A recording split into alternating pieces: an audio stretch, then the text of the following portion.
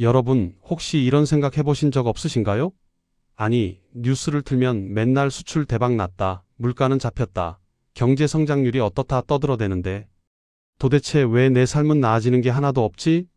월급 빼고 다 오르는 것 같은 이 느낌, 마트에 가서 장 한 번 보면 손이 떨리는 이 기분. 저만 느끼는 건가요? 아닙니다. 지금 대한민국 대다수 국민들이 느끼고 있는 아주 현실적인 고통입니다. 정말 이상하지 않습니까?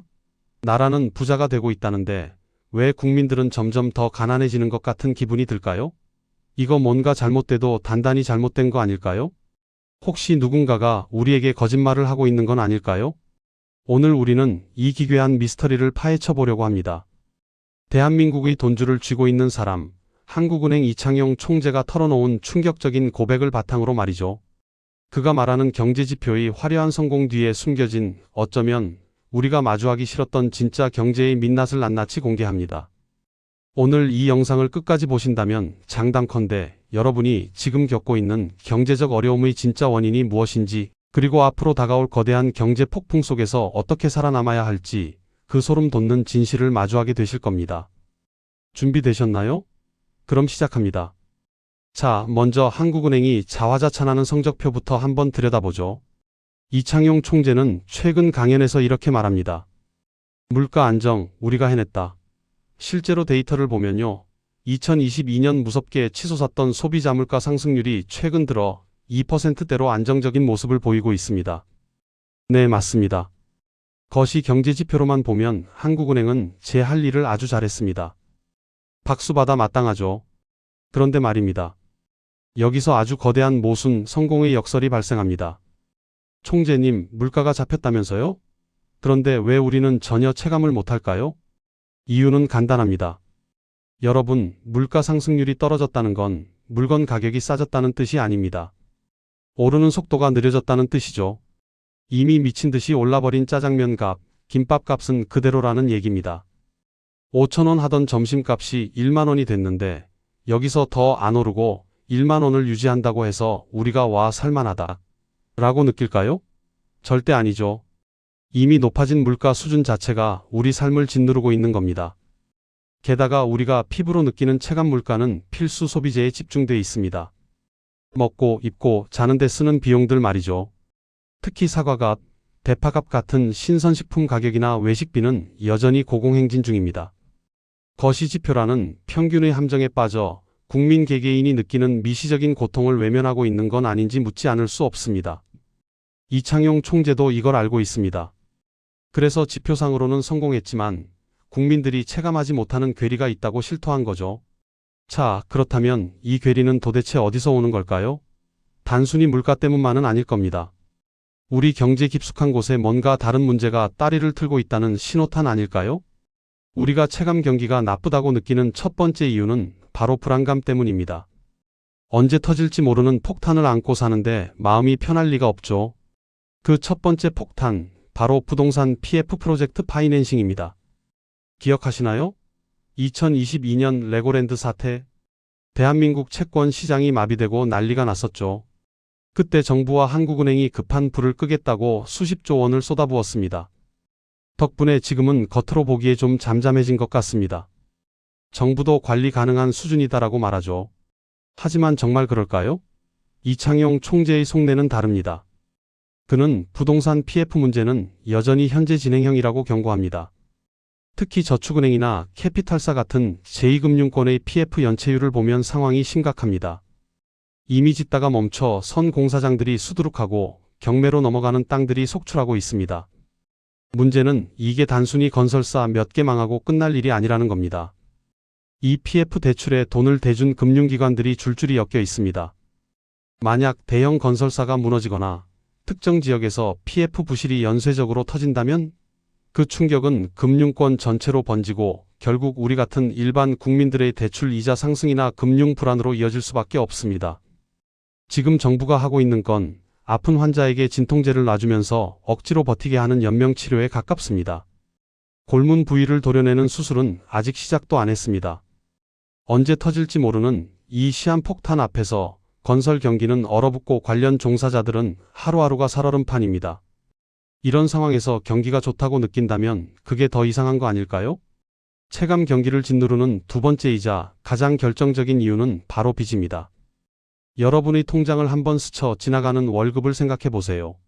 월급 들어오자마자 가장 먼저 빠져나가는 게 뭡니까? 주택담보대출 이자, 신용대출 원리금. 숨만 쉬어도 나가는 돈이 너무 많습니다. 대한민국의 가계부채는 GDP 대비 100%를 넘나드는 전 세계에서 가장 높은 수준입니다. 쉽게 말해 우리나라 전체가 1년 동안 버는 돈보다 국민들이 진 빚이 더 많다는 뜻입니다. 정말 어마어마한 규모죠. 이창용 총재가 가장 우려하는 부분이 바로 이겁니다. 과거 고금리 시기를 지나면서 국민들은 막대한 이자 비용을 감당하느라 허리가 휘었습니다. 쓸 돈이 없는데 무슨 소비를 하겠습니까? 내수 경제가 살아나려야 살아날 수가 없는 구조입니다. 더 무서운 건 이 빚의 질이 나쁘다는 겁니다. 상당 부분이 생산적인 투자가 아니라 소위 영끌해서 집 사는 데 들어가 있습니다. 집값은 떨어지거나 정체돼 있는데 이자는 계속 내야 하는 상황. 이게 바로 대차대조표 불황의 전형적인 모습입니다. 빚 갚느라 소비를 줄이고 소비가 줄으니 기업은 투자를 안 하고 경기는 더 나빠지는 악순환이죠. 정부가 아무리 수출이 잘 된다, 경기가 회복된다고 외쳐봐야 국민들은 당장 다음 달 이자 낼 걱정에 지갑을 닫아버립니다. 이 거대한 가계부채라는 산을 넘지 못하면 대한민국 경제의 진정한 봄날은 오지 않을지도 모릅니다. 자, 그런데도 많은 분들은 아직 한 줄기 희망을 품고 계십니다. 바로 금리 인하라는 희망이죠. 과연 그 희망은 현실이 될 수 있을까요? 미국이 금리 내린다는데 우리도 곧 내리겠지? 그러면 대출 이자도 줄고 다시 살만해지지 않을까? 솔직히 말해서 우리 모두 이런 기대하고 있잖아요? 코로나 때처럼 금리가 0%대로 떨어지고 자산 시장이 다시 불타오르는 그런 상상 말입니다. 하지만 이창용 총재는 아주 냉정하게 선을 긋습니다. 그런 일은 일어나지 않을 것이라고요. 우리는 착각에 빠져 있습니다. 지난 10여 년간의 초저금리 시대가 정상이고 지금의 금리가 비정상적으로 높다고 생각하는 착각이죠. 하지만 역사를 보면 지금의 금리 수준은 그리 높은 편이 아닙니다. 오히려 지난 10년이 역사적으로 유례없는 비정상적인 돈 잔치의 시대였던 겁니다. 이 총재는 말합니다. 과거와 같은 대폭적인 금리 인하를 기대해서는 안 된다. 왜냐고요? 첫째, 물가가 아직 완전히 안심할 단계가 아닙니다. 섣불리 금리를 내렸다가 다시 인플레이션 불길에 기름을 부을 수 있습니다. 둘째, 앞서 말한 가계부채 때문입니다. 금리를 내리면 사람들은 또 빚을 내서 집을 사려고 할 겁니다. 그러면 겨우 진정시켜 놓은 가계부채와 집값이 다시 폭발할 수 있습니다. 한국은행 입장에선 절대 용납할 수 없는 시나리오죠. 그러니 여러분, 이제는 인정해야 합니다. 저금리 시대는 끝났습니다. 앞으로 우리는 중금리 시대를 살아가야 합니다. 금리가 조금 내릴 수는 있겠지만 과거처럼 드라마틱한 변화는 없을 겁니다. 이자가 싸지기를 기다리며 빚을 내서 버티는 전략은 이제 너무나 위험합니다. 그런데도 정부가 돈 좀 풀면 안 돼? 라고 생각하시는 분들 아직 계시죠? 경기가 어려우면 정부가 재정을 풀어서 돈을 나눠주거나 한국은행이 금리를 확 낮춰서 시중에 돈이 돌게 만드는 게 전통적인 경기 부양책이었습니다. 그런데 이창용 총재는 이 방법도 이제는 통하지 않는다고 단언합니다. 왜일까요? 우리는 이미 그 대가를 혹독하게 치렀기 때문입니다. 코로나 팬데믹 때 전 세계가 경쟁적으로 돈을 풀었죠? 그 결과가 뭐였습니까? 바로 40년 만에 찾아온 살인적인 인플레이션이었습니다. 그 불을 끄느라 지난 2년간 우리가 얼마나 고생했는지 잊으시면 안 됩니다. 지금 상황에서 경기를 살리겠다고 또 돈을 푼다? 그건 다 잡아가던 물가라는 괴물을 다시 깨우는 꼴입니다. 게다가 우리나라는 기축통화국이 아닙니다. 미국처럼 무제한으로 돈을 찍어낼 수가 없어요. 국가부채도 신경 써야 하고 외국인 투자자들의 눈치도 봐야 합니다. 섣불리 돈을 풀었다가 환율이 급등하고 외국 자본이 빠져나가면 제2의 IMF가 오지 말란 법도 없습니다. 이 총재는 이 점을 명확히 합니다. 통화정책이나 재정정책 같은 단기적인 처방으로는 지금의 문제를 해결할 수 없다. 즉, 지금 우리 경제가 겪는 아픔은 단순히 돈이 부족해서 생긴 일시적인 빈혈이 아니라는 겁니다. 훨씬 더 깊고 심각한 몸 전체의 기능이 망가진 중병이라는 진단인 거죠. 그럼 도대체 진짜 문제는 뭘까요? 이창용 총재가 목이 터져라 강조하는 진짜 문제, 그것은 바로 대한민국의 낡아빠진 구조 그 자체입니다. 가장 근본적인 문제는 여러분도 다 아시는 저출산 고령화입니다. 일할 사람은 줄어드는데 부양해야 할 노인 인구는 급증하고 있습니다. 경제 활력이 떨어지는 건 당연한 수순이죠. 생산 가능 인구가 줄어드는데 무슨 수로 과거 같은 고성장을 유지하겠습니까? 여기에 더해 낮은 생산성 문제도 심각합니다. 우리나라는 그동안 추격형 경제 모델로 성장해 왔습니다. 선진국을 빠르게 베끼고 따라잡는 방식이었죠. 하지만 이제는 우리가 선두에 서야 하는 분야가 많아졌습니다. 그런데 우리의 산업 구조, 노동시장, 규제 시스템은 여전히 개발도상국 시절에 머물러 있습니다. 혁신이 일어나기 힘든 구조라는 거죠. 특히 서비스업의 생산성은 처참한 수준입니다. 자영업자는 너무 많고 경쟁력은 낮습니다. 청년들은 양질의 일자리를 찾아 헤매지만 기업들은 사람이 없다고 아우성입니다. 이 엄청난 미스매치가 우리 경제의 효율성을 갉아먹고 있습니다. 이 총재의 말 맞다나 지금 우리 경제는 엔진 자체가 낡아서 출력이 안 나오는데 자꾸 엑셀만 밟으려고 하는 꼴입니다. 그러니 차가 나가는 게 아니라 엔진 과열만 생기는 거죠. 이제는 인정해야 합니다. 우리의 성장 잠재력 자체가 떨어졌다는 불편한 진실을요. 자, 진단이 나왔으니 처방을 해야겠죠. 이창용 총재의 처방은 아주 단호합니다. 더 이상 진통제는 안 된다. 당장 수술대에 올라야 한다.